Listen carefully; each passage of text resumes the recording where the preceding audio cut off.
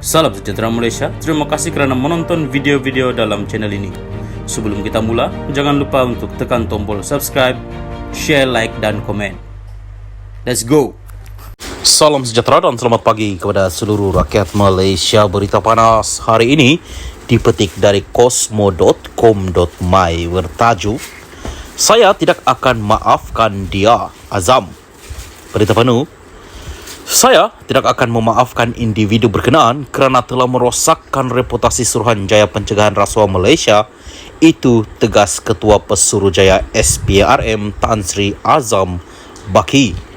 Beliau berkata demikian bagi mengulas dakwaan yang dibuat oleh pegawai penyelidik kepada bekas Ketua Penerangan Parti Pribumi Bersatu Malaysia Bersatu, Datuk Wan Saiful Wan Jan, berhubung sogokan bernilai RM10 juta oleh SPRM.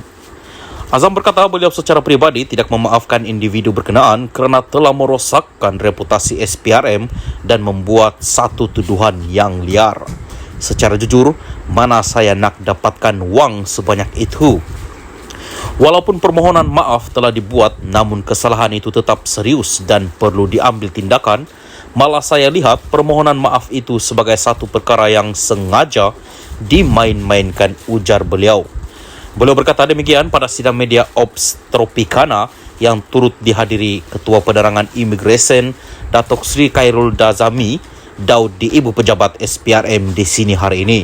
Dalam pada itu, Azam memaklumkan bahawa individu dikenali sebagai Muhammad Syafiq Abdul Halim itu telah ditahan selepas hadir ke Ibu Pejabat SPRM kira-kira pukul 3 petang semalam untuk memberikan keterangan.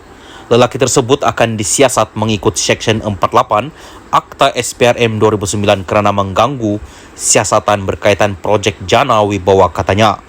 Sebelum ini, Muhammad Syafiq menerusi satu rakaman video mendakwa SPRM menawarkan wang sogokan kepada Wan Saiful bagi memastikan Presiden Bersatu Tan Sri Muhyiddin Yassin dituduh menerima rasuah. Video berdurasi 45 saat berkenaan dimuat naik di halaman Facebook Selasa lalu yang mendakwa Wan Saiful dipanggil oleh SPRM untuk menukar kenyataan.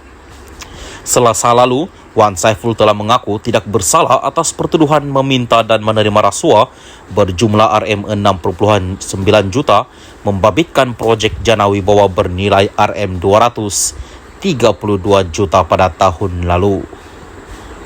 Salam sejahtera dan selamat malam. Berita seterusnya dipetik dari BN Online bertajuk Muhyiddin, Wan Saiful patut malu dengan rakyat, Isham Jalil. Ketua Penerangan UMNO Isham Jalil menyarankan Datuk Wan Saiful Wan Jan untuk meminta maaf kepada rakyat dan tidak perlu jadikan kesusahan rakyat sebagai pengalih perhatian ke atas kes rasuahnya. Beliau berkata demikian bagi membidas kenyataan Presiden Bersatu Tan Sri Muhyiddin Yassin yang menyatakan perletakan jawatan Wan Saiful sebagai Ketua Penerangan Bersatu tidak membuktikan dia bersalah. Muhyiddin kata Wan Saiful letak jawatan tidak bermakna dia bersalah. Dia kata itu adalah set standard Bersatu bila dituduh rasuah di mahkamah. Okeylah, kalau begitu, bila Muhyiddin sendiri dituduh di mahkamah nanti, harap dia ikut set standard dia ini. Muhyiddin kata oleh sebab Presiden UMNO panggil dia, Muhyiddin, kluster mahkamah, ini bermaksud kononnya Presiden UMNO yang menjadi dalang, dia dan rakan-rakan dia kena panggil SPRM, kata Isham menerusi hantaran di Facebooknya. Jelasnya, beliau telah menjangkakan sebelum pilihan raya lagi, Muhyiddin serta rakan partinya lain akan senarai dalam kluster mahkamah sekaligus terlibat dengan pemberian rasuah serta salah guna kuasa dan pemberian secara terus bernilai berbilion ringgit. Muhyiddin juga disarankan untuk tidak meletakkan kesalahan ke atas pihak lain, memandangkan mahkamah telah mendakwa rasuah tersebut dilakukan secara sendiri oleh Presiden Bersatu itu dan membelanjakan komisen projek demi kepentingan politik yang menjadikan beliau adalah dalang dalam kes rasuah itu. Wan Saiful kata dia kesal kerana di saat rakyat sedang susah, tiba-tiba kerajaan ambil tindakan kes rasuah di mahkamah kepada dia. Saya ingin tanya Wan Saiful, habis tu takkan sebab rakyat susah oleh itu kamu mahu kes rasuah kamu tidak perlu diambil tindakan? Kerajaan sedang cuba tangani masalah rakyat. namun kamu juga perlu jawab tuduhan rasuah dan komisen berjuta semasa kamu memegang jawatan dalam kerajaan. Semasa kamu jadi kerajaan rakyat angkat bendera putih dan kerajaan kamu gagal.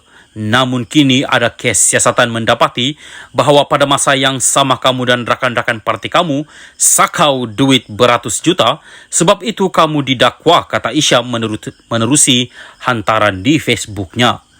Tegas beliau, perhikmatannya dalam kerajaan sebelum ini selama 20 tahun tidak pernah mengambil sebarang rasuah atau komisen dari pegawai rendah sehingga menjadi pengarah dalam syarikat berkenaan.